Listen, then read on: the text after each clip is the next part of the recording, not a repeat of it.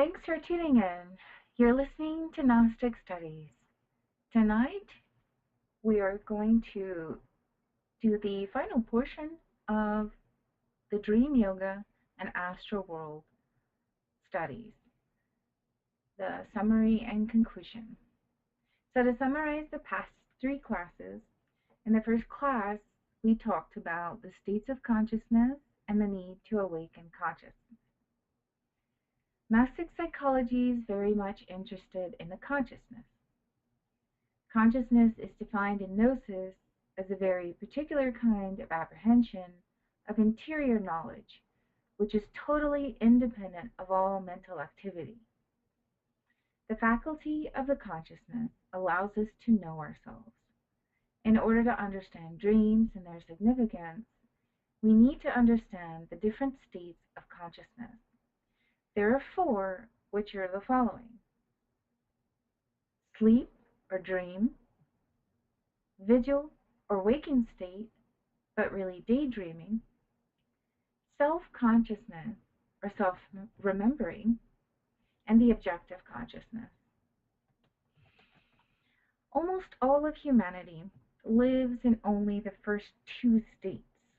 One part of our life is spent in sleep, and the other in the so-called vigil state, which is also sleep, but of a psychological type.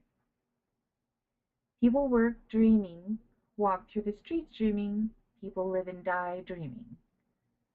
When we come to the conclusion that the entire world lives dreaming, then we comprehend the necessity to awaken. We need the awakening of the consciousness.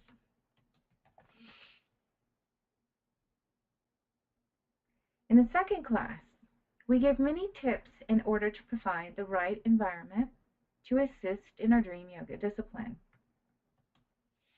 We've highlighted some of them below. Do not eat heavy or difficult to digest foods before bed. Activate the consciousness and the superior emotional center with classical music. Use the 3 primary colors, red, yellow, and blue, to decorate the bedroom. If possible, point the head of the bed to the north or the east, and the mattress should not be too distracting if we move, like squeaking and such.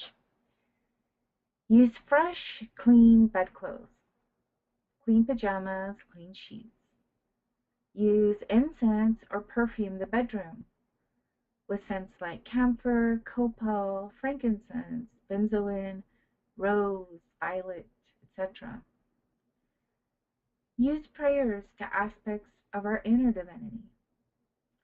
Upon waking, do not move, but try to remember the dreams. One can and should mentally pronounce the mantra Raum Gaum for assistance in remembering. Eat a breakfast with acid fruits like citrus, ground almonds, and honey to help with dream memory. In the third class, we covered the following topics.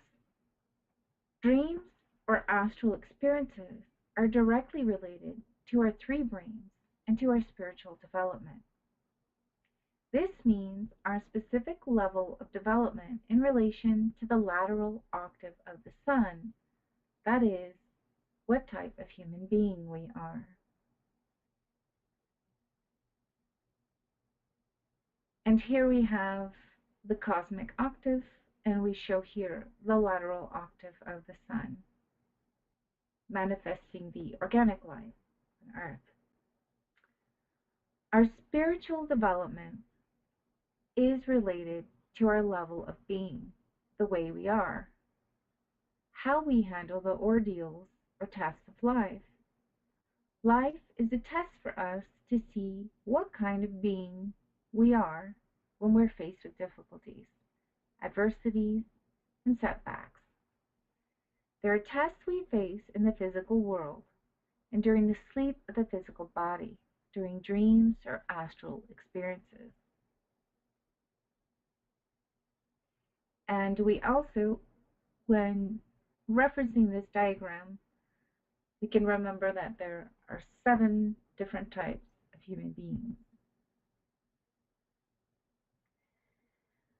When we learn how to be balanced, then we will start to see progressive spiritual development and awakening of the consciousness. This can include lucid dreams or conscious astral experiences, as well as astral projection, which is when we're conscious of the consciousness separating from the physical body. Mantras can assist us with many aspects of the esoteric work, including astral projection.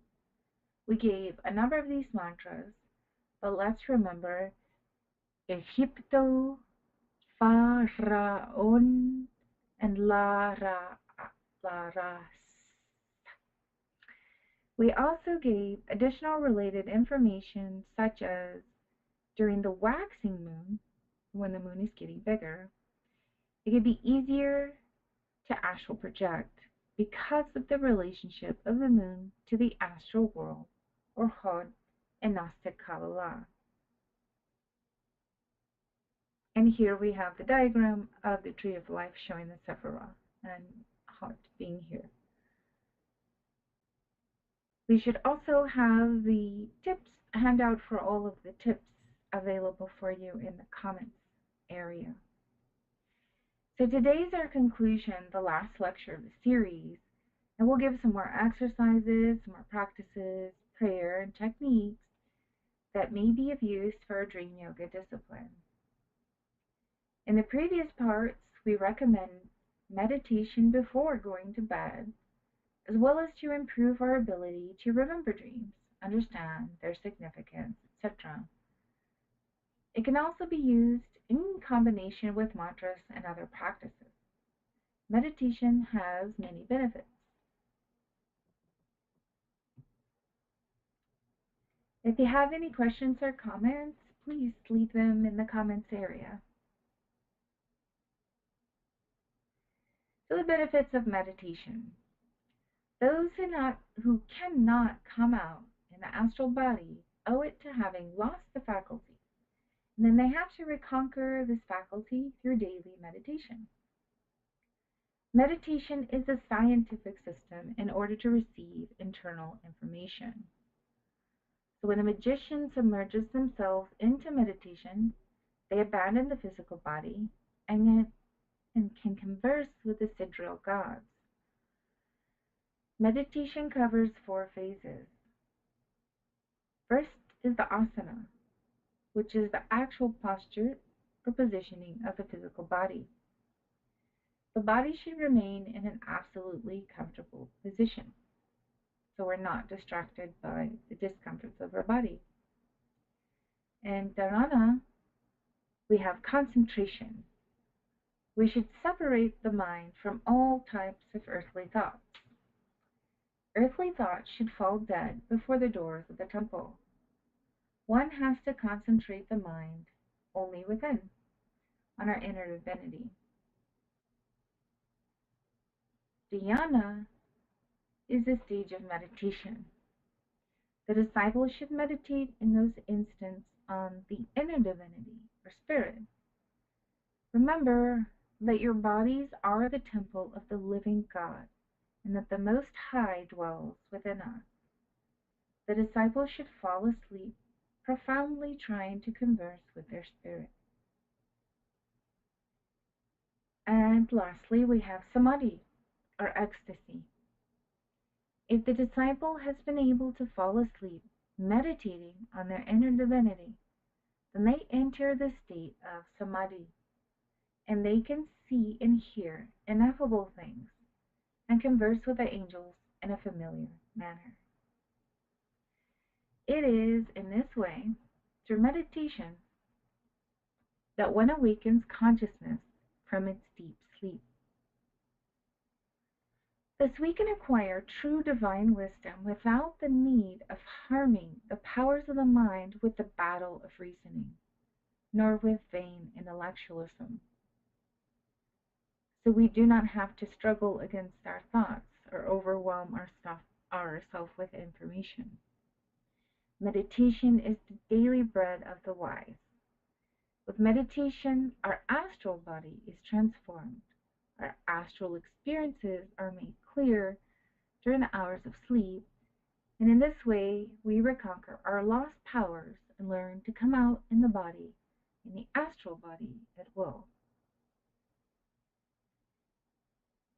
If you have any questions or comments, please feel free to leave them in the comments area.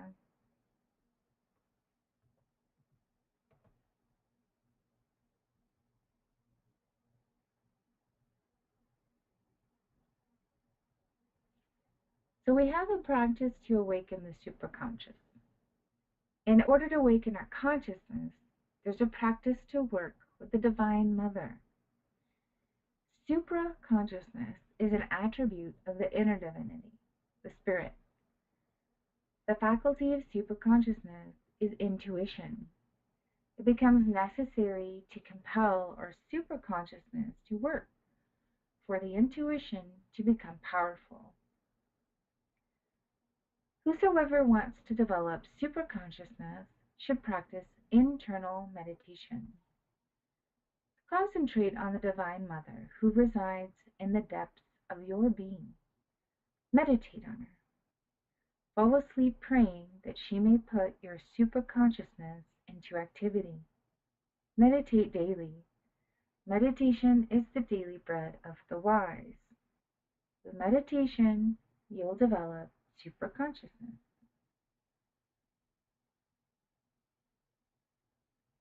And meditation also gives us the chance to quiet our mind, to pull it in from distraction, to conserve energy, so that we can direct that towards the internal state.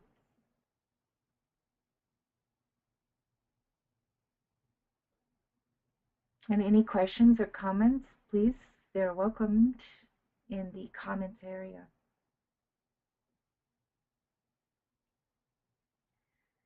The retrospective exercise is reverse review and the development of the astral body. We've talked about the retrospective exercise in order to remember our dreams. However, the same exercise can also be used in our daily life. While we're doing our nightly practices before going to bed, during our meditation, we can include a retrospective of the day. So this practice will help us become more aware of those moments during which we lost our awareness. When we discover this lack of consciousness, we can pray and continue to meditate in order to figure out why this occurred. Gradually, this can help us not to get identified or fascinated in the future. This retrospective exercise strengthens the imaginative capacity in a healthy way. This is why it is good not only to picture your daily life, but also other things in reverse sequence. For instance, the plot of a play, a story, or melody, etc. Everything we call memory is connected with the astral body. The idea you formed yesterday is still there in you, but it has no chance to remain there if it is not embedded in the astral body. If it does not stimulate resonances that persist, and today, once again, recall your experience from yesterday. Now, it's impossible for someone to make any progress at all in developing his astral body without working to enhance the capacity for memory. I've spoken of how we need to work at a strict control of thinking, at mastering the whole of our thought life, of how we need to be clear that our thoughts are real processes, and that it's profoundly untruthful to say that thoughts are duty-free, and that no one can observe our thoughts. There's always a consequence to the thoughts. Anyone who wishes to develop a real capacity for vision has to work on his power of memory. Those who develop clairvoyance, or true seeing, in the astral plane can see how a person's astral body changes if they're alert and attend to such exercises for many years. Their astral body will start to be inwardly organized. Whereas once it was chaotic, and it starts to become differentiated.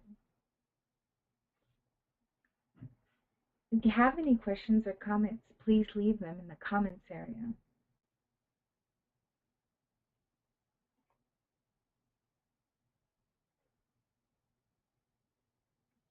Practices with the Holy Eight.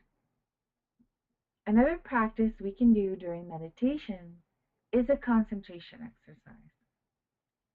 The Holy Eight, the sacred symbol of the infinite, and pictured here, encompasses, defines, and joins the magnetic currents of the consciousness in sleep, which is the first state of consciousness, with the currents of the vigil consciousness, or the second state of consciousness.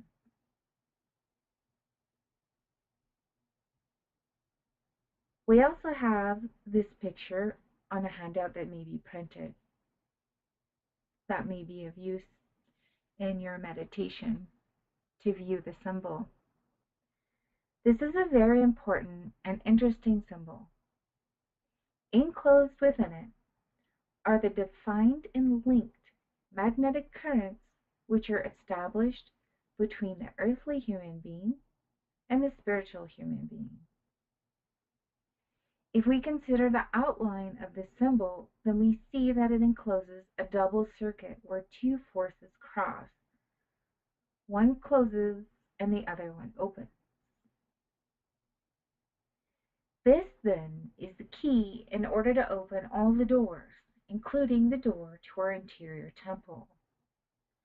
Concentrating on this symbol allows us to access what is deposited in the depth of the consciousness. So the first practice, withdraw from your mind all types of thoughts. Now imagine the Holy Eight and allow the figure to submerge itself within your consciousness and go to sleep. Then place the mind in a blank state without thinking of anything. Thus, after a while, you'll awaken your consciousness in the astral body. Second practice, when you lay down for bed, trace or draw the Holy Eight with the thumb, middle, and index fingers upon the surface of the cardiac plexus. So right above the region of the heart, right above the heart. This sign unites or separates all the elements ruled by atomic energy, and therefore allows us to direct the currents formed by it. Concentrate on this symbol with the intention of discovering the reason behind this. The third practice, moments before going to bed, the disciple must invoke with all their heart and with all their soul the great regent of the sacred order of Tibet, whose name is Bhagavan Aklaiva. The sacred order of Tibet is a genuine depository of the real treasure of Aryavarta. This treasury is the great arcanum. Bhagavan Aklaiva will help you to consciously get out in your astral body. Invoke him when you're meditating on the sacred sign of the infinite. On any given night, you'll be called to the temple of the Himalayas. There you'll be submitted to 7 ordeals and taught the secret science.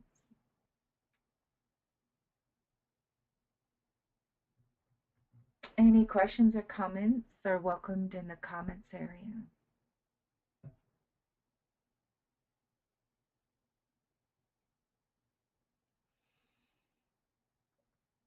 Protection during sleep.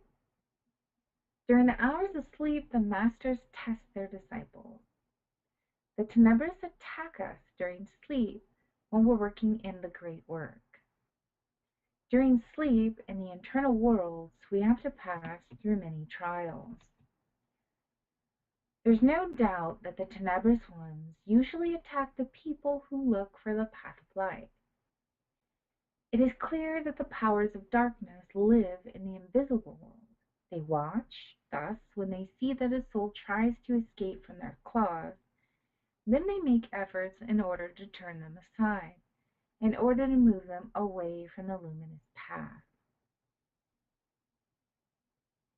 Victims of witchcraft should defend themselves incessantly with the conjurations of the 4 and of the 7.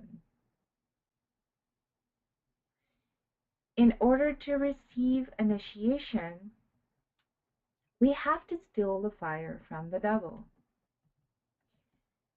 Therefore, it is up to us to wage the great battles against the Black Lodge. We can defend ourselves from witchcraft invoking our own elemental intercessor. The elemental intercessor knows about herbs, he knows about enlightenment, he knows about stars, because he's an expert in the elemental magic of nature. He's called upon wholeheartedly when going to bed.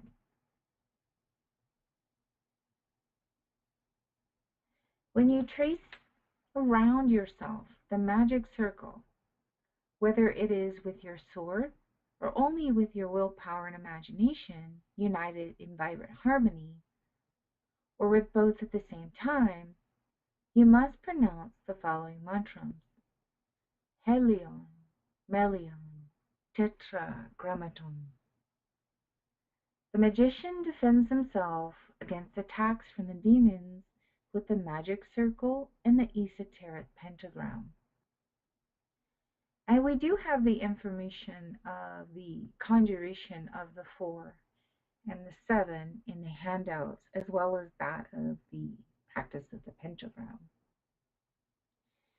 The pentagram is the 5-pointed star, which you can print out and place at the door of your bedroom, with the 2 points towards the outside and the 1 point inside. So if you were looking at the bedroom, and this would be the threshold going in. So 2 points towards the out and 1 pointed inside. We should also memorize certain conjurations so that we can protect ourselves both before we go to bed and during our astral experiences. Our disciples should learn to conjure the tenebrous ones in order to make them flee terrorized. The angel Auruk taught me a conjuration against the tenebrous ones, which reads like this: Belelim, Belelim, Belelim, amphora of salvation. I would like to be near you. Materialism has no power next to me.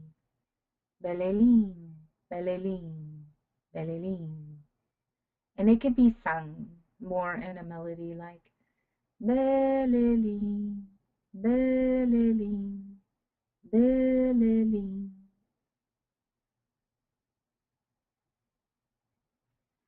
Another technique which you can do every night before you go to bed is to recite the conjuration of the 4 and the 7. Solomon the sage left us 2 very powerful conjurations to combat demons. Let us take a look. The conjuration of the 4. Caput mortum, imperit tibidonis, per vivum et devotum serpentem. Ceru, imperit tibidominis per Adam Yod Hava. Aquila erens, imperit tibidominis per alas tauri. Serpens, imperit tibidominis tetragrammaton per angelem et leonim. Michael, Gabriel, Raphael, Anael, fluat udor per spiritum Elohim.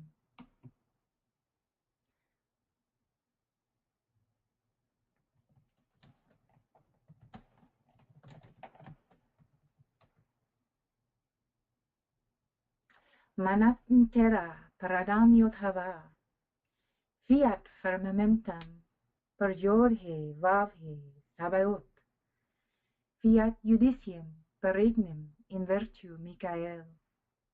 Angel of the blind eyes, obey or pass away with his holy water. Work, winged bull, or revert thee to the earth, unless thou wilt that I should pierce thee with this sword. Chained eagle, obey my sign, or fly before this breathing. Writhing serpent, crawl at my feet, or be tortured by the sacred fire, and give way before the perfumes that I burn in it. Water, return to water. Fire, burn. Air, circulate. Earth, revert to earth. By virtue of the pentagram, which is the morning star, and by the name of Tetragrammaton, which is written in the center of the cross of light. Amen, amen, amen. The conjuration of the seven. In the name of Michael, may Yehovah command thee and drive thee hence, Yaveot. In the name of Gabriel, may Adonai command thee and drive thee hence, Baal. In the name of Raphael, be gone before Eliel, Sam Gabriel. By Samael, Sabaoth, and in the name of Elohim Gibor, get thee hence, Andramelech. By Zachariel and Sakiel Melech, be obedient unto Elva, Sanagaril.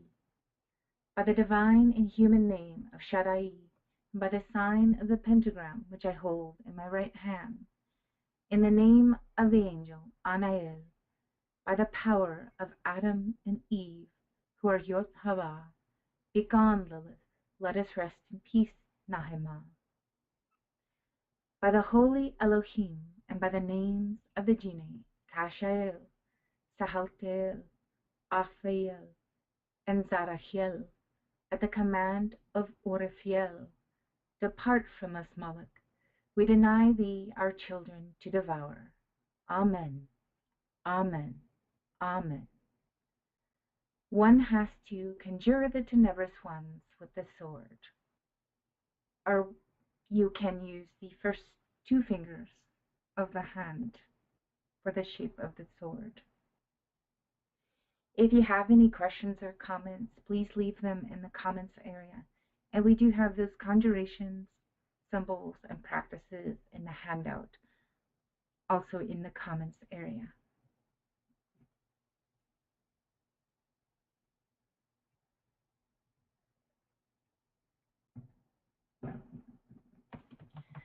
Transmutation and the great work of mastering the creative energy. Now we have to touch on an often misunderstood but very important aspect of the esoteric work. It is said that in the center of the earth, in the ninth sphere, one finds the sacred symbol of the infinite, the Holy Eight. All organisms rotate around the symbol, just as that of the human body of one who wishes to self-realize.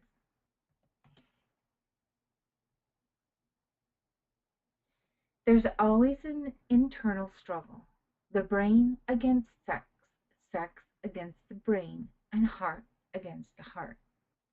But if sex dominates the brain, then it leads to a fall, and the pentagram, representing the human being, becomes inverted, remaining with the lower points facing upwards and the head downwards.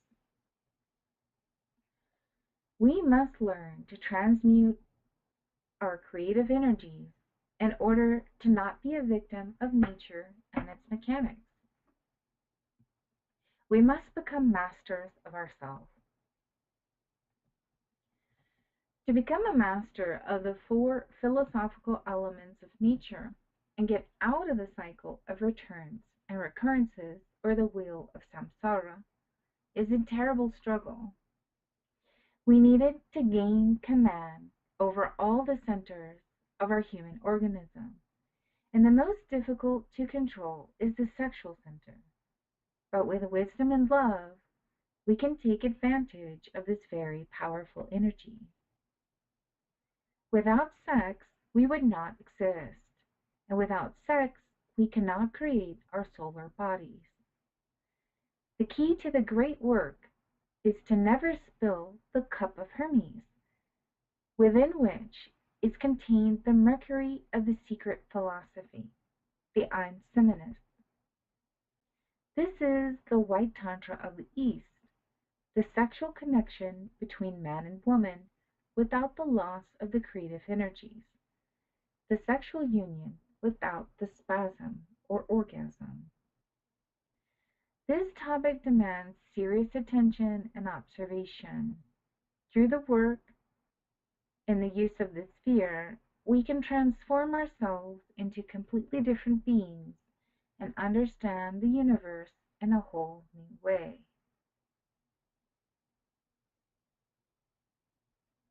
So that is what we had for our presentation this evening. We welcome any comments or questions you may have in the comments area. Next week at the same time, we'll be having a practice to really conclude the series. And as well, the handouts are linked in the comments area, which are going to have all the prayers and the symbols that we spoke about in this lecture, as well as the previous information on the different tips that we have for astral projection and dream yoga.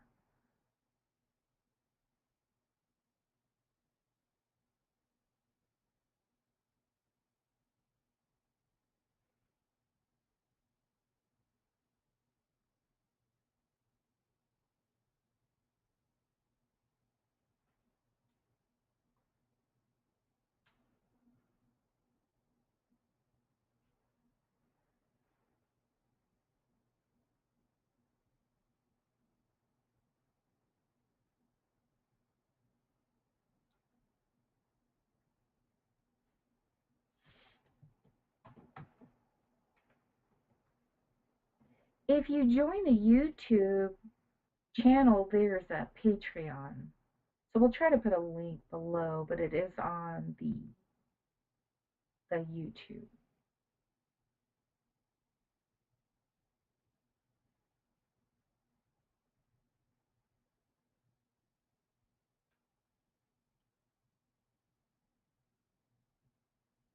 Once again, we thank you and we look forward to your participation next week in the practice.